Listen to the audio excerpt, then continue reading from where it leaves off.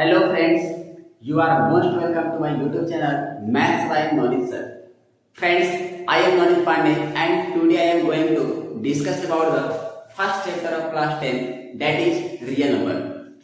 तो आज के इस वीडियो में मैं रियल नंबर के कंप्लीट कंसेप्ट के बारे में डिस्कस करने जा रहा हूँ और आज के इस वीडियो को देखने के बाद आपको रियल नंबर का एक नया कंसेप्ट सीखने के लिए मिलेगा और इसके बाद फिर कोई भी क्वेश्चन हो, चाहे वो स्टेट बोर्ड का हो या फिर सीबीएसई बोर्ड का हो, आपसे सारा का सारा क्वेश्चन सोल्व होगा।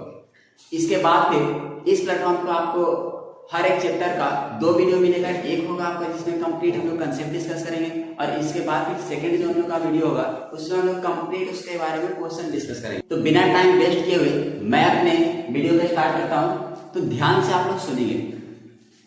जैसे चैप्टर है हम लोग का रियल नंबर, तो क्लास 10 तक आप जितने भी नंबर पढ़ेंगे वो सारा का सारा आपका रियल नंबर होगा।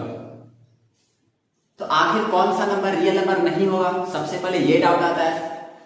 तो जैसे मान लीजिए कि 1 हो गया, 2 हो गया या फिर -1 हो गया, 22/7 हो गया, 4/3 हो गया, ये सारा का सारा नंबर आपका रियल नंबर कहलाएगा। चाहे वो हमारा रेशनल नंबर हो, इरेशनल नंबर हो, ऑड नंबर हो, इवन नंबर हो, प्राइम नंबर हो, कंपोजिट नंबर हो, ये सारा नंबर आपका रियल नंबर ही कहलाता है। इसके बाद फिर आखिर कौन सा नंबर आपका रियल नंबर नहीं कहलाएगा, तो इसके अलावा जैसे रूट के अंदर यदि कोई भी नंबर माइनस में आता है, यदि आप बोल रहे हैं कि √2 या फिर √3, ये सारा का सारा आपका इरेशनल नंबर कहलाएगा। लेकिन क्या आप कभी ये बात करें कि रूट के अंदर -1 है? क्या क्लास 10th के मैथमेटिक्स में कहीं पर भी ये बात का जिक्र किया गया है? नहीं। तो ये जो आपका नंबर है ये रियल नंबर नहीं कहलाता, ये आपका कॉम्प्लेक्स नंबर कहलाता है या फिर इमेजिनरी नंबर कहलाता है। तो इस बेसिस पर हम लोग ये कह सकते हैं कि जितना भी हम लोग के दुनिया में नंबर था, पूरे दुनिया में जितना भी नंबर था, पूरे नंबर को 2 तरीके से क्लासिफाई कर दिए। एक हो गया आपका रियल नंबर और दूसरा हो गया आपका कॉम्प्लेक्स नंबर। कॉम्प्लेक्स नंबर या फिर इसी को हम लोग इमेजिनरी नंबर भी बोलते हैं। ये आपके काम का नहीं, इसके बारे में हम लोग 11th क्लास में पढ़ेंगे। तो अभी आपको ये पार्ट कंप्लीट स्किप कर देना है फ्रेंड्स। तो अब हम लोग एक एक नंबर को बारी बारी से एक्सप्लेन करते हैं, ध्यान से सुनेंगे। जैसे पूरे रियल नंबर को, यानी आप इस तरीके से समझ सकते हैं कि एक आपका रूम है और उसमें सारा का सारा नंबर ला कर रख दिया। तो सबसे पहले तो उसमें से हम लोग इमेजिनरी नंबर को हटा दिए थे, यानी अब हम लोग के पास बच क्या गया, अब हम लोग के पास रियल नंबर बच गया। तो अब पूरे रियल नंबर को 2 पार्ट में क्लासिफाई कर दिया गया, that is rational number and irrational number. जैसे अब आपके माइंड में ये डाउट आएगा कि आखिर रेशनल नंबर क्या होता है। तो स्टार्टिंग से आप डेफिनेशन में पढ़ते आ रहे होंगे कि any number which is in the form of p/q where q is not equal to 0, यानी दुनिया का कोई भी नंबर बस हम लोग का क्या हो जाए, बस हम लोग का p/q के फॉर्मेट में आ जाए और यहाँ पर q जो है q is not equal to 0 होना चाहिए।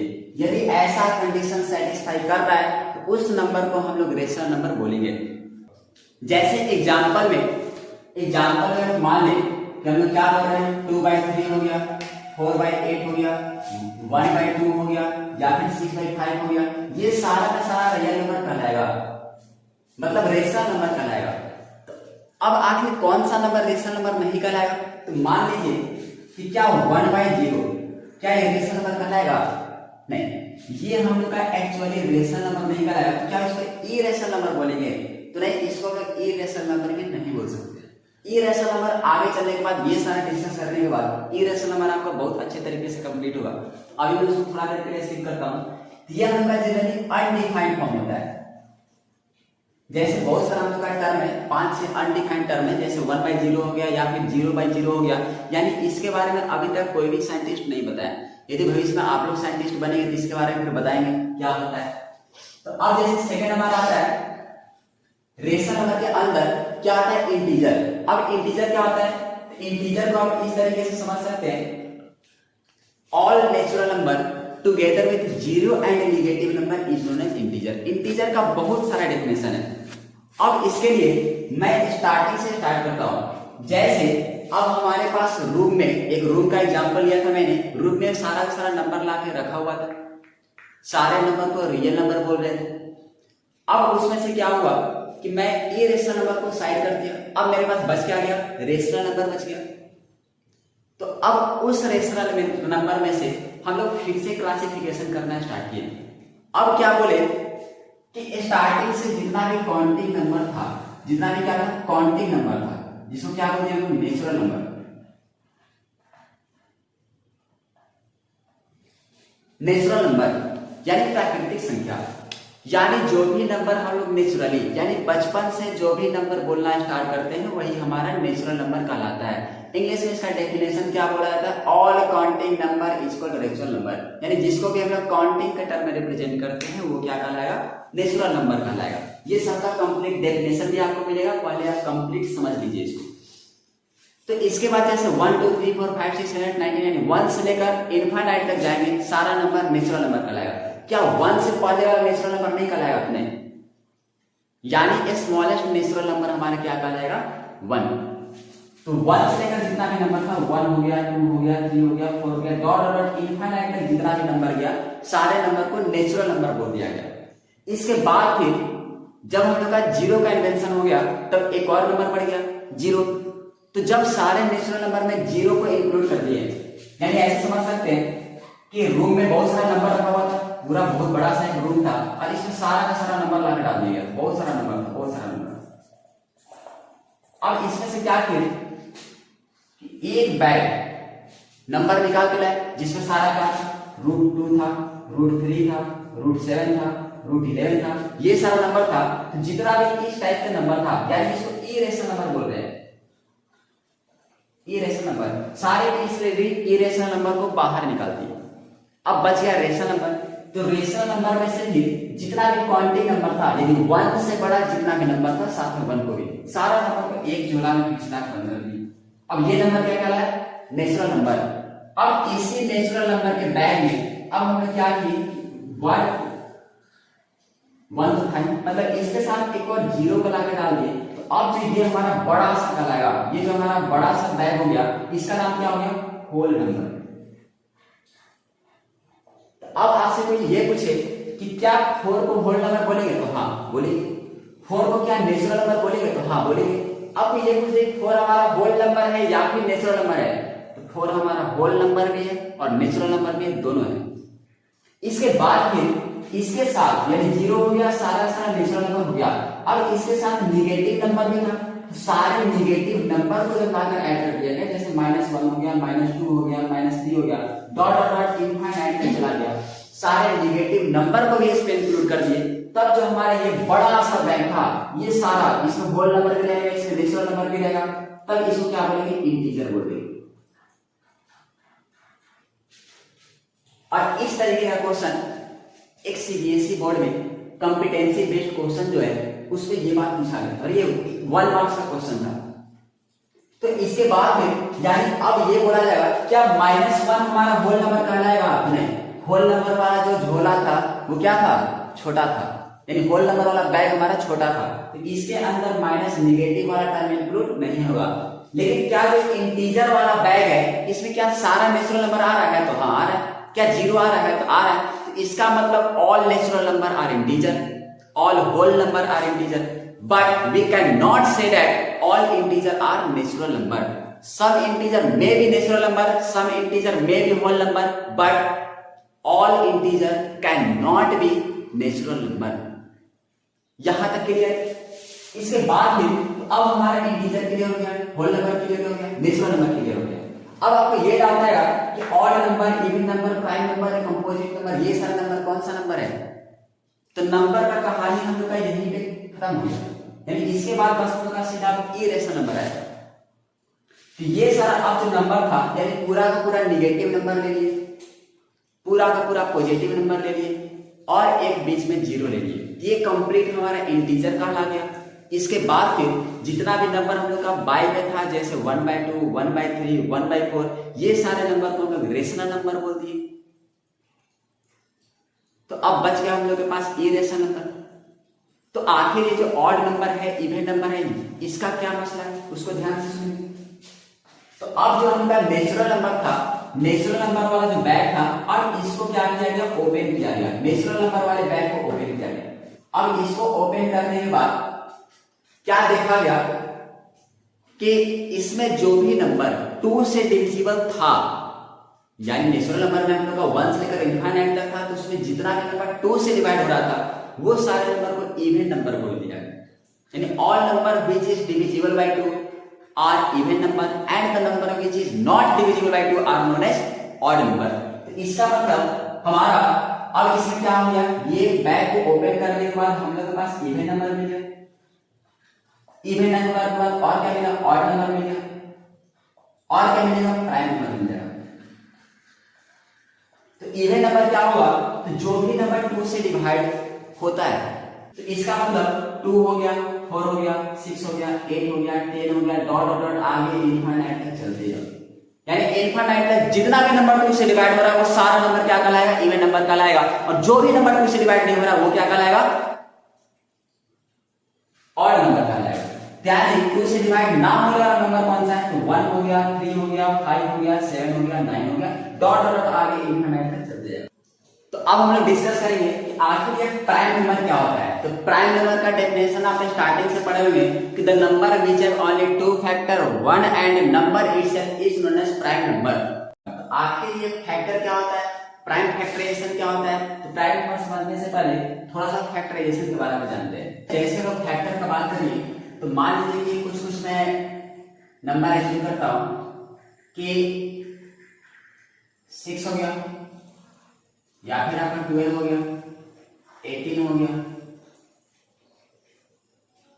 100 हो गया। यही 7 नंबर में प्राइम फैक्टराइजेशन में लेता हूं, 6 ले लिया, 12 ले लिया, 18 ले लिया और 100 ले लिया। तो जैसे इसके प्राइम फैक्टराइजेशन के बारे में बात करेंगे तो यानी इसको प्रोडक्ट के फॉर्म में लिखना है जिसमें सारा का सारा प्राइम नंबर होना चाहिए। जैसे मैं 18 को क्या 9 into 2 नहीं लिख सकता हूं, या फिर 18 को ऐसे लिख सकता हूं, 3 into 6 में लिख सकता हूं, लेकिन ये जो हमारा है इसका ये जो हमारा इसका फैक्टराइजेशन है क्या प्राइम फैक्टराइजेशन कहलाएगा, नहीं। यानी 18 को 2 पार्ट में ब्रेक कर दिए, लेकिन हमारा दोनों का दोनों नंबर प्राइम नंबर नहीं है, तो इसलिए इसको प्राइम फैक्टराइजेशन नहीं बोलिए। यानी यदि कोई भी नंबर को प्राइम नंबर के प्रोडक्ट के फॉर्म में लिख रहे तब उसको प्राइम फैक्टराइजेशन बोलेंगे।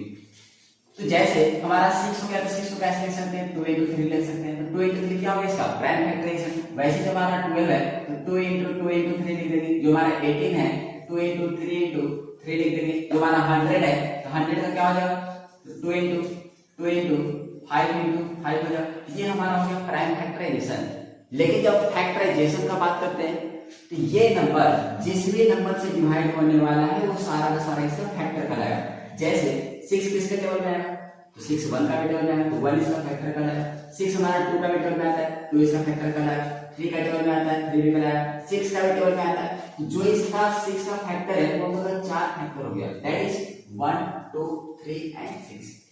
वैसे यदि 12 का यूज करते हैं इसका होगा 1 2 3 4 5 का टेबल में आता है 5 भी होगा। 6 का टेबल में कहां आ रहा है, 12 का टेबल में कहां आ रहा है, 18 हो गया 1 का टेबल में आता है, 2 का टेबल में आता है, 3 का टेबल में आता है, 4 का टेबल में नहीं आता है, 5 का टेबल में नहीं आता है, 6 का टेबल में कहां आएगा, 9 का टेबल में आएगा, 18 का टेबल में आएगा। ये सारे इसका फैक्टर हो गए, ये सब का सब क्या हो गया इसका फैक्टर हो गया, और ये सारे क्या हो गया इसका प्राइम फैक्टराइजेशन हो गया। 100 का यूज करते हैं तो 100 का 1 हो गया, 2 हो गया। अब इसका फैक्टर निकाला जाए तो यहां से निकाल सकते हो, 1 हो गया, 2 हो गया, 2 के बाद 2 तो जब 4 भी होगा, 4 के बाद और क्या हो सकता है, 4 प्लस 10 होगा, 10 के बाद और क्या हो सकता है, 2 to 4 4 5 20 होगा, 20 हो सकता है। 20 के बाद और क्या हो सकता है, 2 to 4 4 5 20, और ये तो नहीं कर सकते हैं, 5 में 25 भी होगा, 25 के बाद और क्या होगा, 25 में 50 भी होगा, 50 के बाद और क्या होगा 100 होगा। यानी ये सारा इसका क्या हो गया 100 का फैक्टर हो गया। तो अब प्राइम नंबर क्या बोलता है, अब हमारा प्राइम नंबर क्या बोल रहा है, प्राइम नंबर बोलता है any number which have only 2 factor 1 and itself. यानी दुनिया का वैसा सभी नंबर पॉजिटिव का बात करेंगे, नेगेटिव का बात नहीं करेंगे, क्योंकि हम लोग स्टार्टिंग में पढ़े हैं कि हम लोग का जितना भी नेचुरल नंबर से लेकर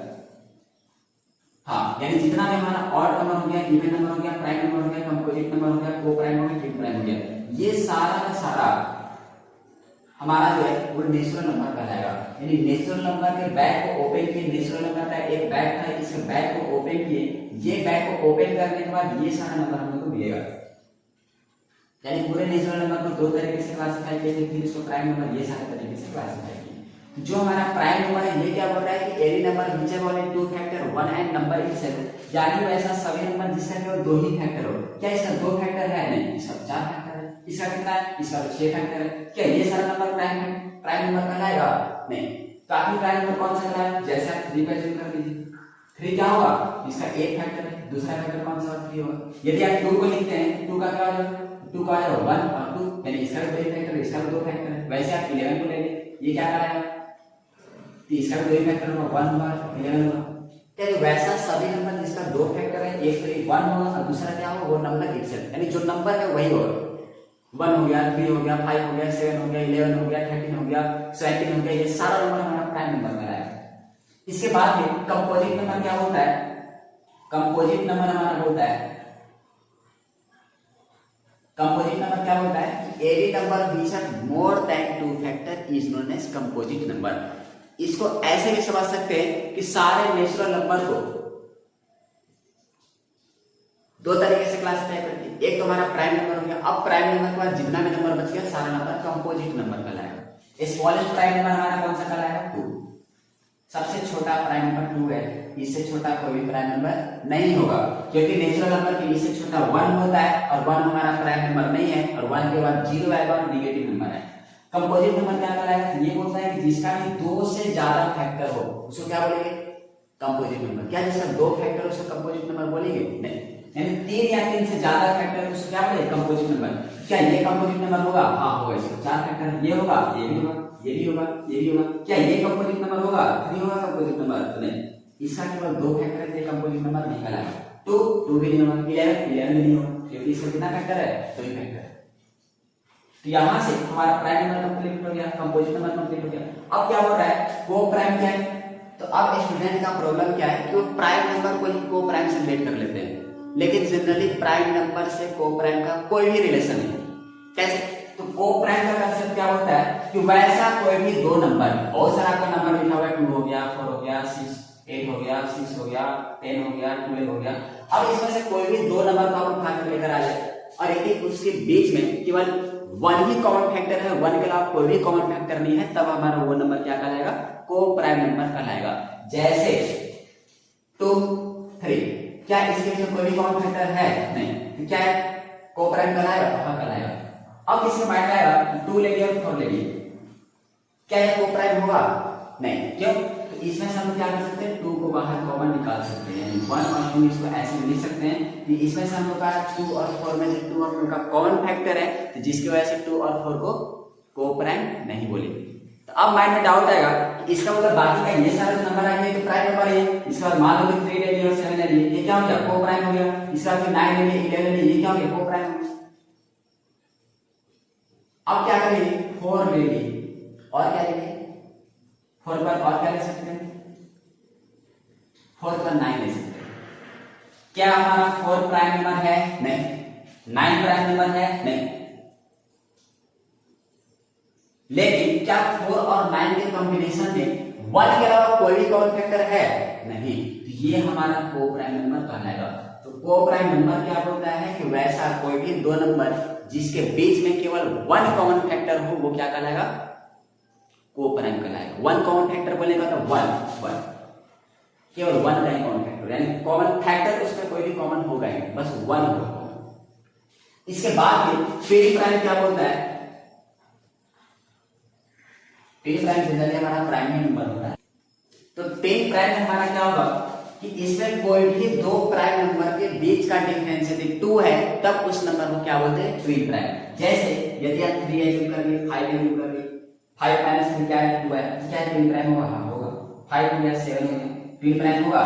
होगा। इसके बाद भी 7 हो गया और 11 हो गया, क्या है? तो बीच का डिफरेंस इसका 2 है? नहीं। तो ये हमारा ट्विन प्राइम नहीं कहलाएगा, ये हमारा कहलाएगा, ये हमारा कहलाएगा। इसके बाद भी 2 हो गया, 3 हो गया, क्या इसको ट्विन प्राइम बोलेंगे? नहीं, इसको भी ट्विन प्राइम नहीं बोलेंगे। तो 3 5 हो गया, 5 7 हो गया, 11 13 हो गया हमारा। 11 13 के बाद और क्या है? हमारा 17 हो गया और 19 हो गया, ये सारा का सारा नंबर क्या कहलाएगा हमारा 25 प्राइम कहलाएगा। तो यहाँ से हम लोग इंटीजर डिस्कस कर लिए, होल नंबर डिस्कस कर लिए, नेचुरल नंबर हो गया, ऑड नंबर हो गया, इवन नंबर हो गया, प्राइम नंबर हो गया, कंपोजिट नंबर हो गया, को प्राइम हो गया, प्री प्राइम हो गया। इसके अलावा आपके क्लास 10 के बुक में और कोई भी नंबर के बारे में नहीं जानना है। ये सारा नंबर जितना भी हम लोग डिस्कस किए ये सबका कंप्लीट डेफिनेशन देख लेते हैं। तो यहाँ पर इंटीजर हो गया all natural number together with zero and negative number is called integer. Example हो गया हमारा इनफाइनाइट से लेकर जीरो तक का, फिर जीरो से लेकर इनफाइनाइट तक सारा नंबर। Whole number all natural number together with zero is called whole number. Example हो गया जीरो से लेकर इनफाइनाइट तक। Natural number all quantity number is called natural number 1 से लेकर इनफाइनाइट तक। Odd number the number which is not divisible by 2 is called odd number, या फिर ऐसे भी बोल सकते हैं कि the natural number which is not divisible by 2 is called odd number। Smallest odd number हमारा 1 होगा, 1 हो गया, 3 हो गया, 5 हो गया, कहाँ तक जाएगा इनफाइनाइट तक जाएगा। इसके बाद फिर even number the number which is divisible by 2 is called even number। ये हम लोग का 2 से स्टार्ट हो गया है, स्मॉलेस्ट इवन नंबर is 2, जाएगा कहाँ तक इनफाइनाइट तक। Prime number the number which have only two factor 1 and number itself is called prime number। Example इसका हो गया स्मॉलेस्ट प्राइम नंबर is 2, 2, 3, 5, 7, 11, 13 कहाँ तक जाएगा इनफाइनाइट। इसके बाद फिर कंपोजिट नंबर क्या हो गया number which have more than two factor is called composite number। Smallest composite number हम लोग का कौन सा है 4 है, क्योंकि 4 से पहले हम 3 ले 2 ले या फिर 1 ले, उसके पास दो ही फैक्टर होता है। 4 हम लोग का सबसे छोटा नंबर है जिसके पास दो से ज्यादा फैक्टर होता है। 4 हो गया, 6 हो गया, 8 हो गया, 9 हो गया, 10 हो गया, कहाँ पे जाएगा इनफाइनाइट। को प्राइम क्या होगा the pair of two number which have only one as a common factor is called coprime. यानी वैसा दो पेयर जिसके बीच में केवल क्या हो रहा है एक ही कॉमन फैक्टर है और उसको क्या बोलेंगे को प्राइम बोलेंगे। जैसे 2 और 3 इसके बीच में कोई भी कॉमन फैक्टर नहीं है 1 के अलावा, 1 2 इसमें भी नहीं है, 4 हो गया, 7 हो गया, 5 हो गया, 12 हो गया, वैसा ऐसा बहुत सारे एग्जांपल हो सकता है। इसके बाद फिर प्लेन प्राइम क्या होता है कि two prime number are said to be plain prime if the difference between them are 2। यानी कोई भी दो प्राइम नंबर के बीच का डिफरेंस यदि 2 आ रहा है तब उस प्राइम नंबर को क्या बोल देंगे हम लोग वो प्राइम नंबर हमारा प्लेन प्राइम है। जैसे हमारा 3 और 5 को 5 - 3 करेंगे क्या है 2 आएगा, से 9 - 7 करेंगे क्या है 2 आएगा। क्या ये दोनों प्राइम नंबर है, ये दोनों प्राइम नंबर है, ये दोनों प्राइम सॉरी ये हमारा क्या होगा ये हमारा ट्विन प्राइम नहीं हो सकता है, ये हमारा ट्विन प्राइम नहीं होगा क्योंकि 9 हमारा प्राइम नंबर नहीं है, इससे हम लोग का 9 प्राइम नंबर नहीं है। तो हमारा जो ये है 3 हो गया 5 हो गया ये क्या होगा ट्विन प्राइम होगा। जो हमारा 11 33 ये भी हमारा ट्विन प्राइम होगा, 17 हो गया 19 हो गया ये भी हमारा ट्विन प्राइम होगा। यानी वैसा दो प्राइम नंबर के बीच का डिफरेंस यदि हम लोग का 2 आ रहा है तो क्या बोलेंगे उसको वो हमारा ट्विन प्राइम है। और इसका एग्जांपल क्या हो सकता है, और इसका एग्जांपल हम लोग का 5 और 7 हो सकता है। और इसका एग्जांपल यदि हम देखना चाहे 5 हो गया 7 हो गया दोनों के बीच का डिफरेंस कितना है 2 है। और एग्जांपल लेना चाहते हैं और हम लोग क्या हो गया इसके बाद फिर हम लोग 17 और 19 ले सकते हैं, 17 19 हो गया। इसके बाद फिर 29 और 31 ले सकते हैं, 29 और 31 ले सकते हैं। ये दोनों के बीच का डिफरेंस क्या है हम लोग का 2 है।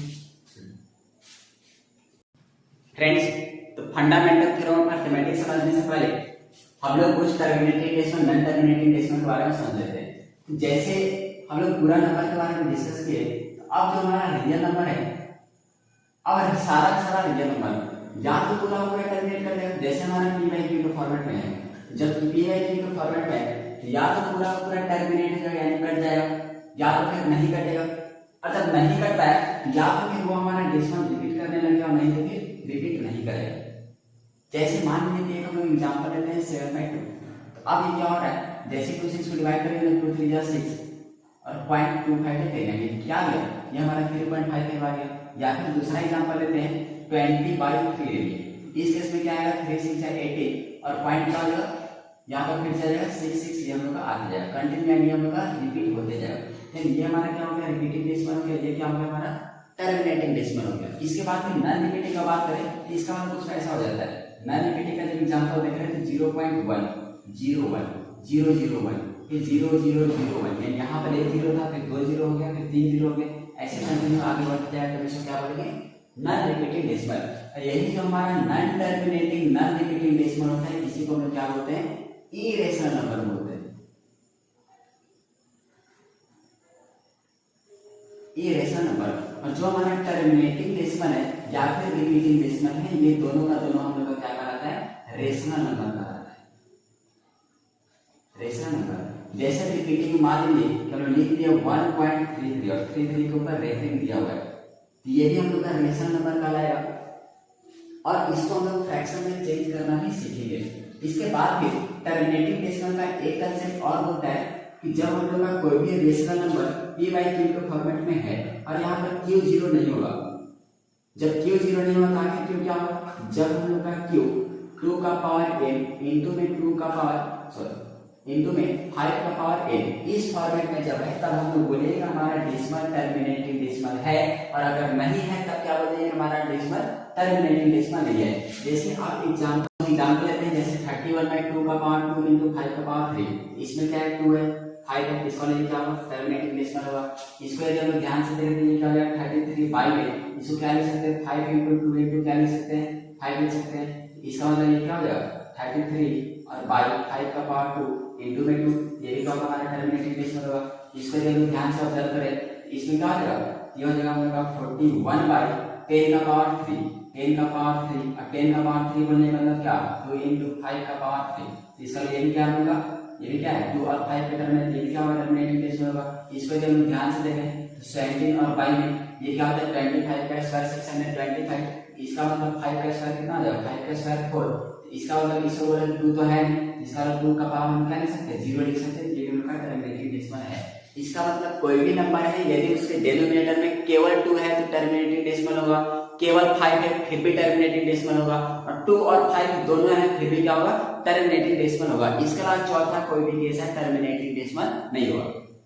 अब माइंड में डाउट आएगा कि अगर हम लोग 3 इंटू 2 इंटू 5 रहेगा तब क्या टर्मिनेटिंग डेसिमल होगा, तो नहीं, केवल और केवल 2 और 5 होना चाहिए। तो 3 कैसा है टर्मिनेटिंग डेसिमल होने के लिए, केवल 2 है होगा, केवल 5 है होगा, 2 और 5 दोनों है फिर भी क्या होगा टर्मिनेटिंग डेसिमल होगा। इसके अलावा नॉन टर्मिनेटिंग का ये हो गया, नॉन टर्मिनेटिंग का एग्जांपल में क्या है, सारा हम का रेशनल नंबर हो गया, नॉन टर्मिनेटिंग और नॉन रिपीटिंग। इसके अलावा रेशनल का और एग्जांपल क्या होगा √2 हो गया, √3 हो गया, यानी रूट के अंदर अगर प्राइम नंबर है तो क्या होगा वो हम लोग का ये रेशनल नंबर होगा। फ्रेंड्स, तो अब हम लोग मोस्ट इंपोर्टेंट टॉपिक के बारे में डिस्कस करने जा रहे हैं, that is fundamental theorem of arithmetic. Fundamental theorem of arithmetic क्या बोलता है, every composite number can be uniquely expressed as a product of prime except for the order in which this prime factor occur. यानी ये क्या बोल रहा है कि दुनिया का कोई भी कंपोजिट नंबर दिखा हुआ है वो सारा का सारा उसका जो प्राइम फैक्टराइजेशन है वो क्या होगा उसका यूनिक होगा। जैसे यदि हम 12 का बात करते हैं 12 को क्या लिखेंगे 2 इंटू 3, यानी अब ये जो 2 इंटू 3 है दुनिया का और किसी भी नंबर का ये प्राइम फैक्टराइजेशन नहीं हो सकता है। इसको आप 3 इंटू 2 लिख सकते हैं, लेकिन 2 इंटू 3 जो प्राइम फैक्टराइजेशन है ये केवल और केवल किसका होगा 12 का होगा। वैसे 16 का है 2 इंटू 2 ये क्या होगा इसका प्राइम फैक्टराइजेशन हो। तो 16 का क्या हो जाएगा यहाँ पे 2 इंटू 2। इसके बाद फिर 105 का हम जब बात करें तो ये 5 हम प्लस 1 6 यानी 3 का टर्म में आएगा, 3 इंटू क्या आ जाएगा 3 इंटू और क्या आ जाएगा 3 का टर्म में आएगा 3 3 9 3 इंटू 5 इंटू 7 आ सकता है, 5 से 35 और 35 से क्या हो जाएगा 105। तो अब ये जो 3 इंटू 5 इंटू 7 है ये 105 का और किसी का भी नहीं होगा। इसके अलावा कोई भी एग्जांपल आप उठा सकते हैं, जैसे मान लीजिए कि प्राइम कंपोजिट नंबर में आप ले लिए 50 ले लिए या फिर आप 20 ले लिए, आप 15 का क्या होगा 3 इंटू 5 होगा। तो क्या 3 इंटू 5 जो है ये और किसी भी नंबर का प्राइम फैक्टराइजेशन होता है नहीं, ये हम लोग क्या बोलते हैं फंडामेंटल थ्योरम ऑफ अरिथमेटिक बोलता है। यानी जब इसका 20 का लेते हैं तो 2 इंटू 5 होगा, 2 इंटू 5 जो प्राइम फैक्टराइजेशन है ये क्या होगा केवल और केवल 20 का होगा। फंडामेंटल थ्योरम ऑफ अरिथमेटिक बस ये छोटा सा बात हो रहा है। इसके बाद नेक्स्ट हम लोग सबसे इंपॉर्टेंट कांसेप्ट के बारे में डिस्कस करेंगे, that is HCF and LCM. HCF का मतलब क्या होता है हाईएस्ट कॉमन फैक्टर और एलसीएम का मतलब क्या होता है लोवेस्ट कॉमन फैक्टर। इसका हम लोग का दो मेथड होता है, एक हम लोग का होता है डिवीजन मेथड और दूसरा होता है प्राइम फैक्टराइजेशन मेथड। दोनों मेथड से इसको हम क्या करेंगे डिस्कस करेंगे। फ्रेंड्स, तो अभी तक हम लोग जो भी एचसीएफ निकालने का तरीका समझे डिवीजन मेथड से, जैसे 126 हो गया 156 हो गया, इसका एचसीएफ निकालना है तो हम लोग सीधा कर देते हैं 126 और इसको भी क्या लगा दिए 156 से लगा दिए, 1 का टर्म क्या आ जाएगा 126 आ जाएगा, 6 से 0 ये क्या हो जाएगा 3 हो जाएगा, फिर से यहाँ पर 126 लिख दिए। अब 30 का टर्म कितना बार आएगा 3 4 12 यानी 4 बार आ जाएगा 120, यहाँ पर आ जाएगा 6 आ जाएगा, यहाँ पर आ गया 30 और 6 का टर्म 5 बार ये क्या आ जाएगा 30 हो जाएगा। यहाँ से हम बोल सकते हैं कि जो हमारा 126 है और 156 है ये दोनों का भी एचसीएफ है, एचसीएफ क्या आ जाएगा इसका 6 आ जाएगा। इसके बाद फिर सेकंड जो हमारा मेथड है, सेकंड मेथड ये क्या कहलाता है, प्राइम फैक्टराइजेशन मेथड।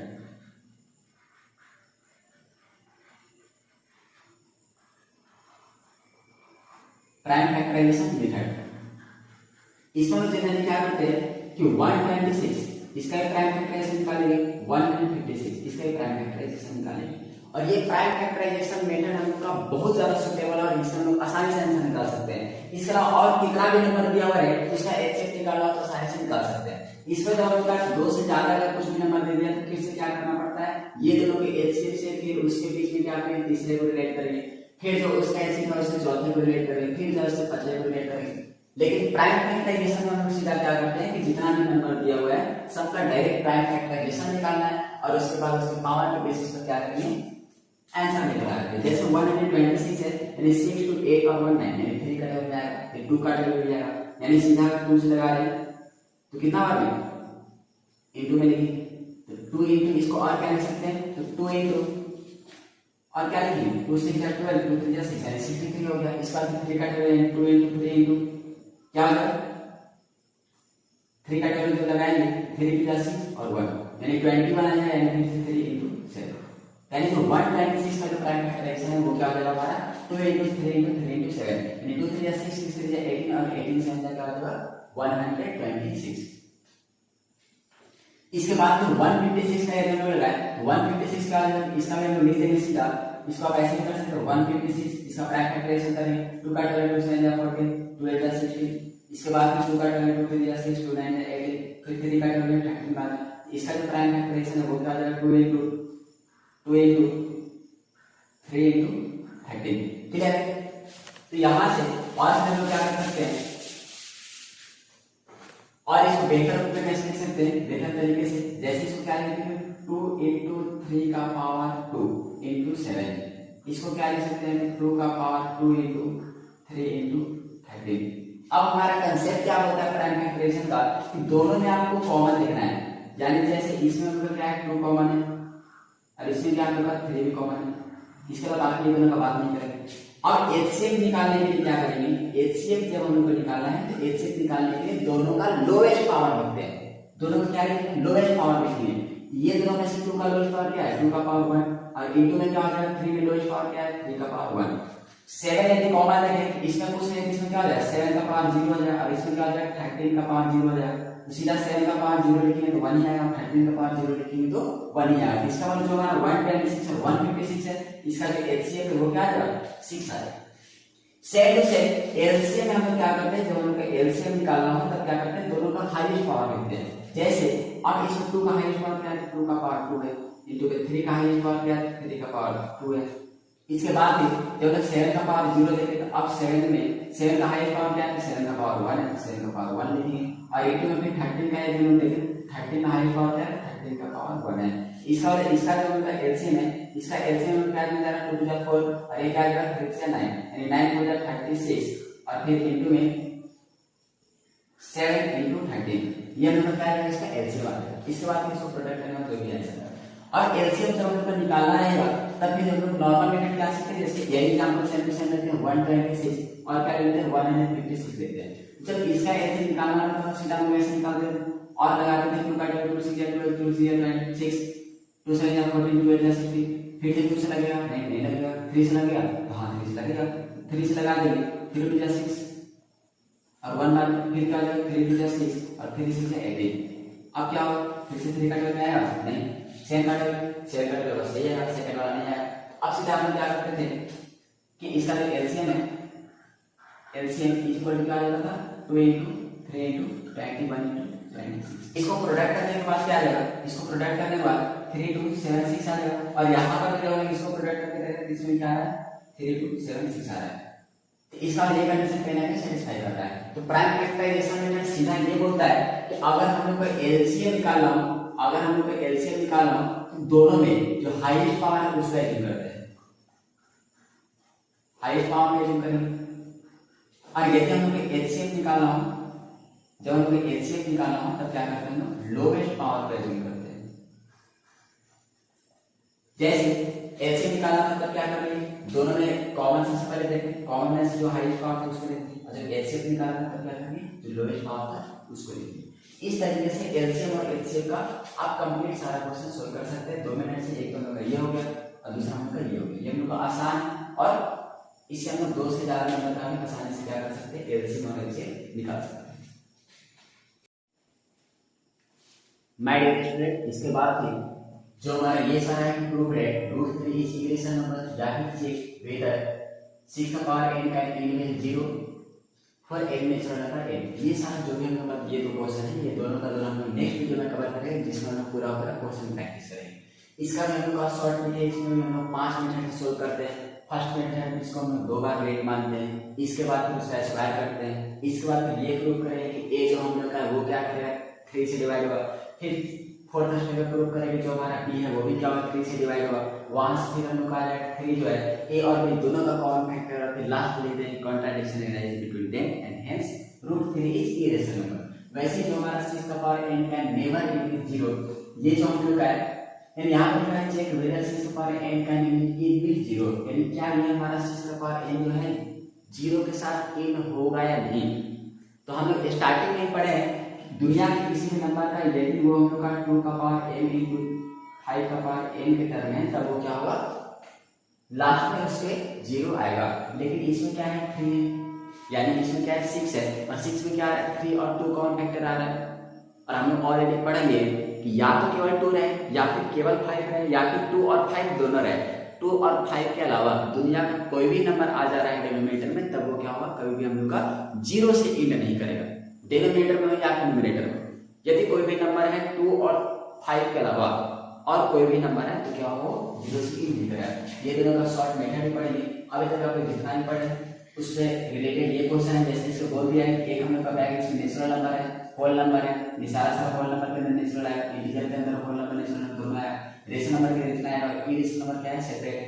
ये लोग का फर्स्ट ऑप्शन होगा, ये क्या है सेकंड ऑप्शन है, जिसमें क्या हो रहा है नेचुरल नंबर क्या करते हैं होल नंबर वाला बैग में डाल दिए, फिर होल नंबर क्या करते हैं इंटीजर वाला बैग में डाल दिए, रेशनल नंबर के बैग में किसको डाल दिए ये तीनों को डाल दिए, और इरेशनल नंबर के बैग में ये सारा डाल दिए। यानी क्या इरेशनल नंबर वाला बैग सबसे बड़ा है, इतना बड़ा बैग में इरेशनल नंबर वाला बैग में हमारा ये भी आ रहा है, ये भी आ रहा है, ये भी आ रहा है, ये भी आ रहा है, क्या सारे नंबर इरेशनल नंबर बोलेंगे नहीं, ये हमारे क्या हो जाएगा गलत हो जाएगा। इस टाइप का हम लोग और बहुत सारा क्वेश्चन करने जा रहे हैं जो कि कॉम्पिटेंसी बेस्ड क्वेश्चन होगा, और उससे आपका डाउट और ज्यादा क्लियर होगा। इसके बाद फिर एक बार और होता है कि एचसीएफ ऑफ यानी 2 नंबर है हमारे पास a और b, ये दोनों का एचसीएफ और इसी का एलसीएम इज इक्वल टू क्या होता है प्रोडक्ट ऑफ द नंबर। लेकिन ये केवल मतलब 2 नंबर के केस में क्या होता है वैल्यू होता है, यदि हम 3 नंबर के केस में ये अप्लाई करें ये वैल्यू नहीं होगा। जैसे कि यहां पर LCM of abc multiply LCM of abc is not equal to क्या होगा a into b into c, यानी 3 नंबर के केस में वैल्यू नहीं होगा, 2 नंबर के केस में वैल्यू होगा। इसके अलावा अब आपके माइंड ये डाउट है कि हमारे 10th क्लास के आरएस के बुक में ये भी क्वेश्चन था इक्विटी डिवीजन लेमा क्या होता है, एल्गोरिथम क्या होता है। ये सारा जनरली सीबीएसई का सिलेबस से हटा दिया गया है, एनसीईआरटी में ये सारा नहीं दिया गया, जितना भी कंसेप्ट था एज पर एनसीईआरटी में डिस्कस किया और सीबीएसई के सिलेबस के अकॉर्डिंग डिस्कस किए। और बाकी का जो नेक्स्ट वीडियो आएगा उसमें हम क्या डिस्कस करेंगे, क्वेश्चन प्रैक्टिस करेंगे जो कि कॉम्पिटेंसी बेस्ड क्वेश्चन होगा, और भी ये सारा क्वेश्चन होगा। तो यदि आप लोग का रिक्वायरमेंट होगा तो मैं एक वीडियो और कंसेप्ट वाला बना दूंगा जो कि एक्स्ट्रा करके बना दूंगा, मुश्किल से 20 to 25 मिनट का होगा। कमेंट करेंगे यदि उसका रिक्वायरमेंट होगा तो, जिसमें लेमा के बारे में डिस्कशन करेंगे, एल्गोरिथम के बारे में डिस्कस करेंगे, और इक्विटी डिवीजन लेमा के बारे में डिस्कस करेंगे, और भी जो एक्स्ट्रा होगा वो सब में जो भी कंसेप्ट बचा हुआ होगा वो सारा का सारा डिस्कस कर लेंगे। तो उम्मीद करते हैं ये सारा कंसेप्ट आपको बहुत समझ में आया होगा, कंसेप्ट इसमें नया भी लगा होगा। तो टेक केयर, थैंक्स।